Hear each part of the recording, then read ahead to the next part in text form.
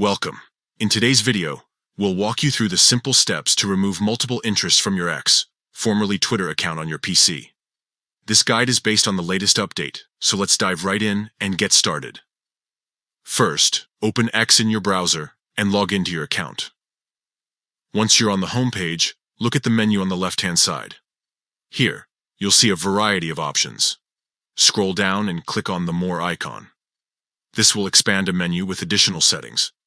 Next, select Settings and Privacy from this expanded menu. Once you're in the Settings area, locate and click on Privacy and Safety.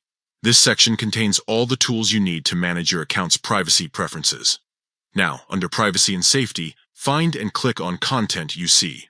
This is where X customizes your experience based on your activity and interests.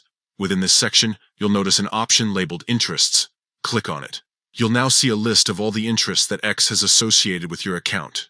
These are used to personalize your timeline and recommendations. To remove an interest, simply uncheck the box next to it.